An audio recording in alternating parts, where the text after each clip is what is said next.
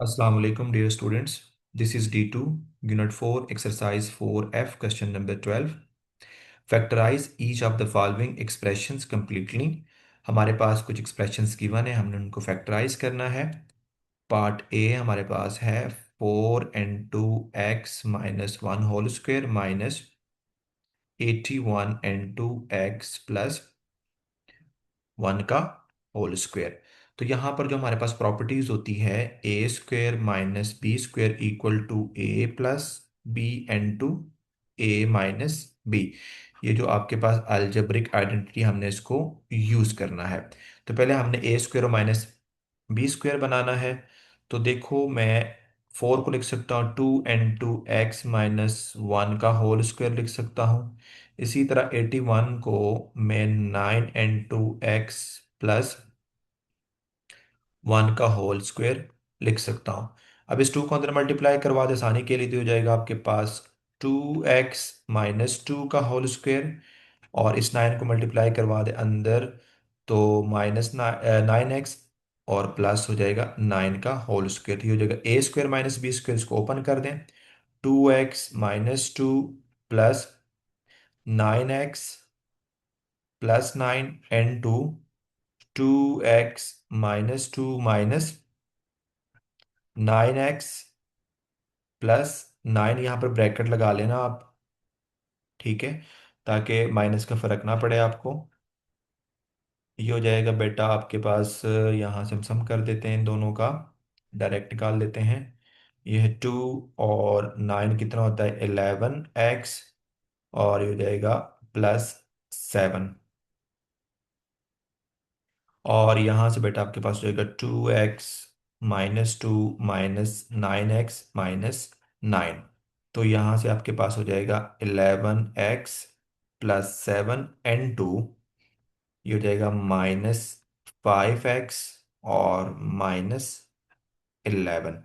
तो यहाँ से आप माइनस कॉमन ले सकते हैं, तो माइनस कॉमन लेंगे तो बेटा हो जाएगा आपके पास 11x plus 7 n2 5x plus 11. ये हमारा था क्वेश्चन नंबर 12 का part A.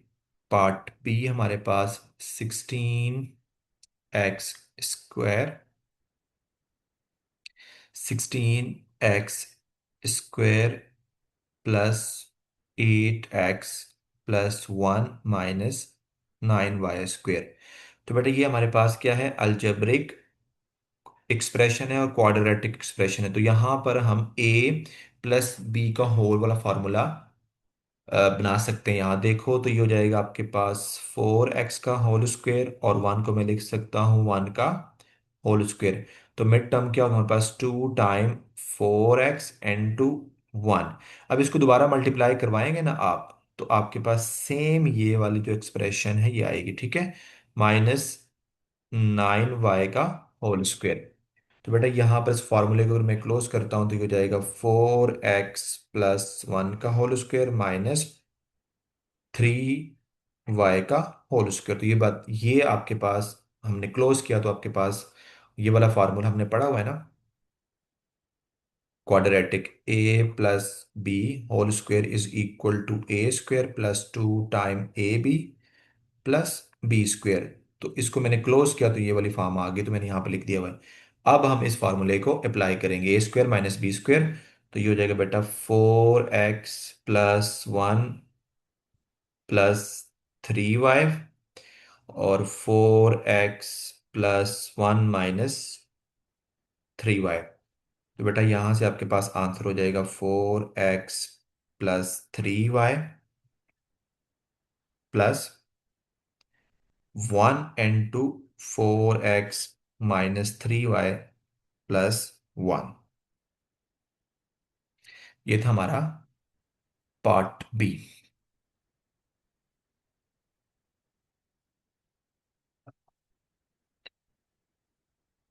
Part C 4x²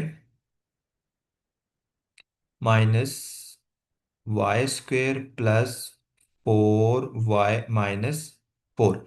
बेटा अब देखो, फर्स्ट में तो मैं इसमें से आपके पास a प्लस बी का होल स्क्वायर नहीं बना सकता, ठीक है. अगर मैं इन तीन टर्म्स को लेता हूं तो हमारे पास कभी भी ए प्लस बी का होल स्क्वायर आर या ए माइनस बी का होल स्क्वायर तो नहीं बनेगा।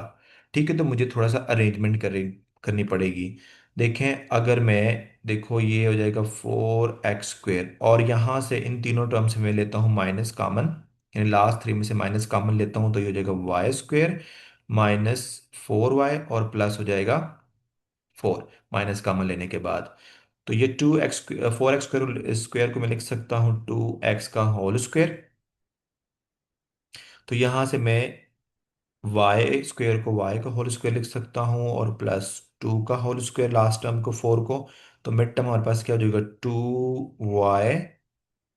2y/2, इसको मल्टीप्लाई करवाने से मेरे पास ये वाली टर्म आएगा, और यहाँ पर बेटा आपके पास माइनस है। ठीक है, तो यहाँ पर माइनस आएगा। तो अब ये हो जाएगा 2x का होल स्क्वायर, और इसको जब मैं क्लोज करूंगा तो हमारे पास होगा y-2y का होल स्क्वायर। अब यहाँ पर ए स्क्वायर माइनस बी स्क्वायर का फॉर्मूला अप्लाई कर दें, तो ये हो जाएगा 2x + y - 2 × 2x - y - 2। ठीक है, तो बेटा यहाँ से आपके पास हो जाएगा 2x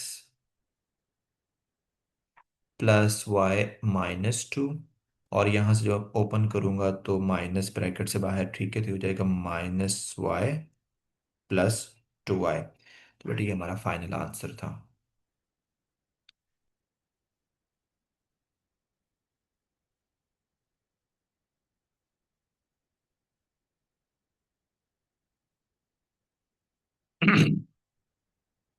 बट इसका लास्ट पार्ट है डी।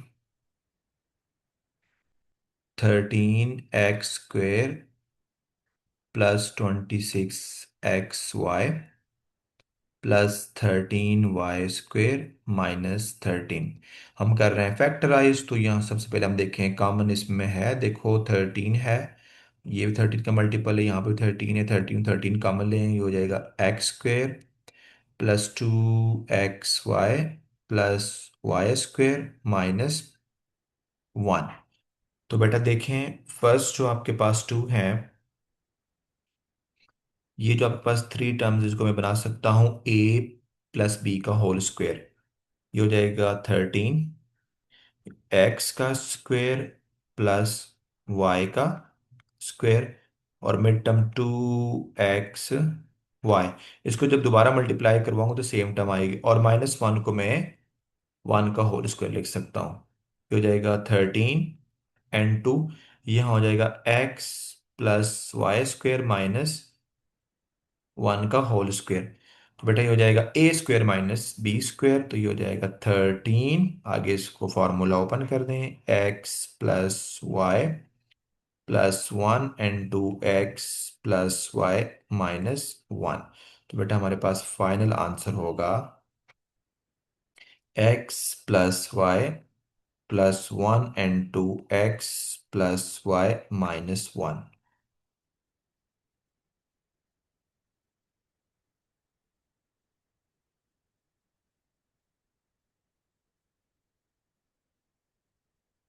क्वेश्चन नंबर 13 है, 13 पार्ट ए। इसमें हमने क्या करना है, फैक्टराइज करना है।